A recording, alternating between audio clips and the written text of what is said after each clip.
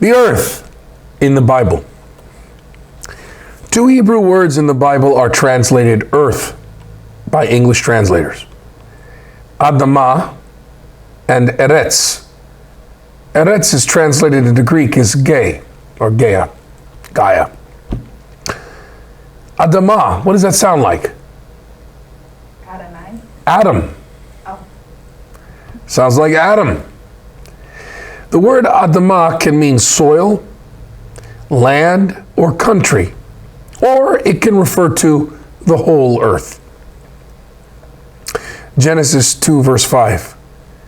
Yahweh Elohim had sent no rain upon ereș, and there was no man to till ădāmâ, the soil. Genesis 47 verse 19. Take us and ădāmâtenu. Take us in our land. Genesis 12 verse 3. All the families of ădāmâ, the earth, will find blessing in you. ădāmâ seems to refer to often a specific type of land. In general, ădāmâ refers to the humanized regions, the fertile regions in which human beings can lead a sedentary life, tilling the soil or pasturing their flocks. So the ădāmâ is only part of the whole ereș, the whole earth, that also includes Bamnibar, the wilderness where no human beings dwell. Job chapter 38 verse 26. To bring rain to uninhabited land. Eretz lo ish. Eretz lo ish means land of no man. No man's land. No, not human. In other words, a not humanized wilderness. Midbar lo Adam bo. Lo, no Adam. Bo, a wilderness, a devoid of humans. Isaiah chapter 6 verse 11. And the land is a desolate waste. Wecha ădāmâ tishsha'eh shema'ah.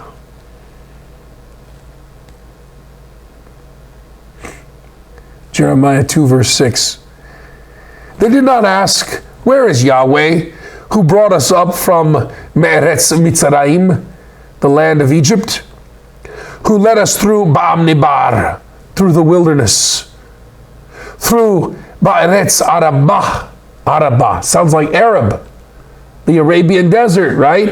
Arabah Vashuha, the wastes, a land of wastes and ravines. So think about when they say an Arab, what do they think? Arabian. You're thinking a land of vast deserts. Ba'aretz Shia Vetsal Ma'vet, a land of drought and darkness.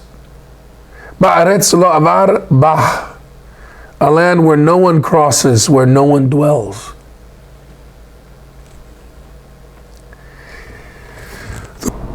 The word ereș is an antithesis to the Hebrew shemayim. Ereș is orange, and the blue is shemayim. Shemayim is the solid sky vaults, most often translated into English Bibles as the misleading word heaven. The merism, heaven and the earth, found in Genesis chapter 1, verse 1, really sky vaults and the earth. Shemayim ve'et ereș. It appears 40 times in the RSV, the Revised Standard Version of the Bible.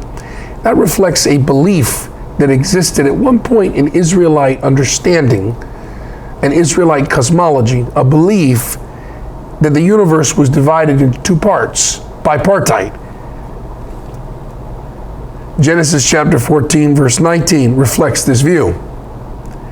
Blessed be Avram, of God Most High, the creator of 1, sky vault, and 2, earth, shemayim va'aretz.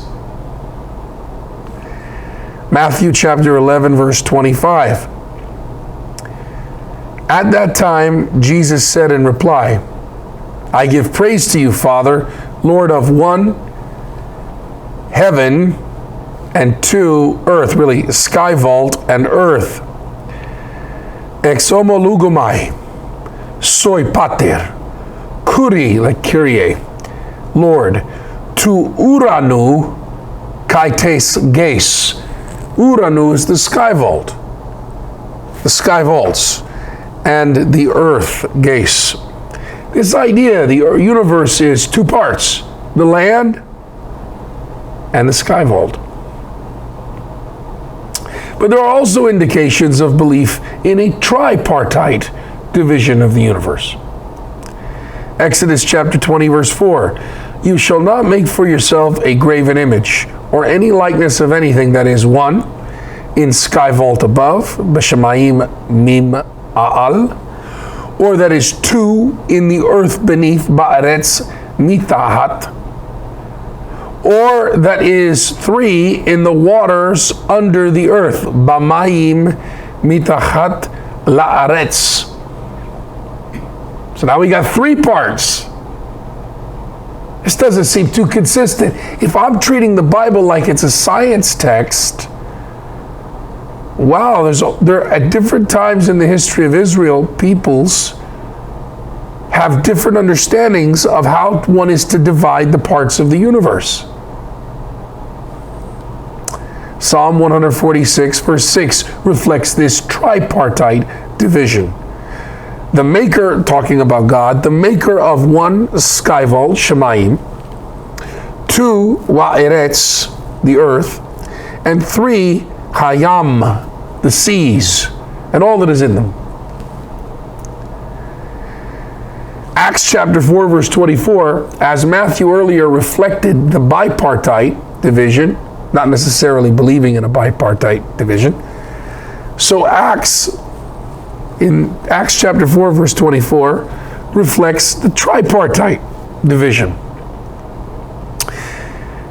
And when they heard it, they raised their voices to God with one accord and said, Sovereign Lord, maker of one, the sky vault, ton uranon, and two, tain gain, the earth, and three, tain thalasan, the seas, and all that is in them.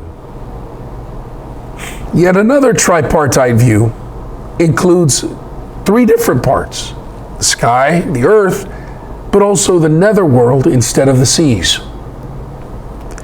This is reflected in Revelation chapter 5, verse 3, which, as you can see from the model, sees the earth very differently. By the time Revelation is written, the earth is seen as a round, stationary sphere in the center of two bowls that make up the whole sky vault. But you notice there's a bottom bowl that is thought of as the bottomless abyss. And the stars, like the sun, are inside the interior of the bowl, and they go around the earth. Very different cosmology. Revelation 5, verse 3, and no one in Urano, the sky vault, that's the first part, or on the second part, Teskes, the earth, or the third part, under the earth, Upokato Teskes, was able to open the scroll or to look into it. Philippians chapter 2, verse 10.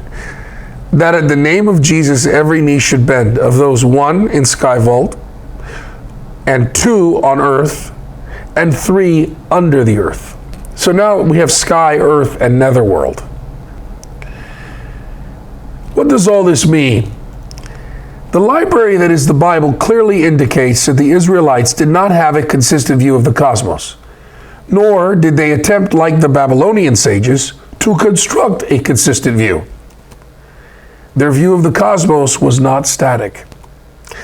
Thus, in our sacred library, we see contradictions, like the contradiction of placing Sheol, a cosmic ocean, or an abyss under the earth. Jonah chapter 2, verse 2 to 6.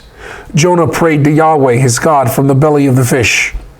Out of my distress I called to Yahweh, and he answered me. From the womb of Sheol I cried for help. Wait a minute, what? And you heard my voice. You cast me into the deep, into the heart of the sea. I thought Sheol was a dry, dusty place. Now it's the sea. And the flood enveloped me. All your breakers and your billows passed over me. Then I said, I am banished from your sight. How will I again look upon your holy temple? The water surged around me up to my neck. The deep enveloped me. Seaweed wrapped around my head. Does that sound like a dusty place? Different times in Israel's history, different folks thought the underworld was different. They thought Sheol was a different, could be watery, could be dusty. Hey, thanks for watching. Just continue the playlist for the next part of the study. If you have further questions, this is good. They will get addressed, so keep watching. If you found value, please subscribe, like, and share. As always, questions, comments, and criticisms are most welcome. God bless you.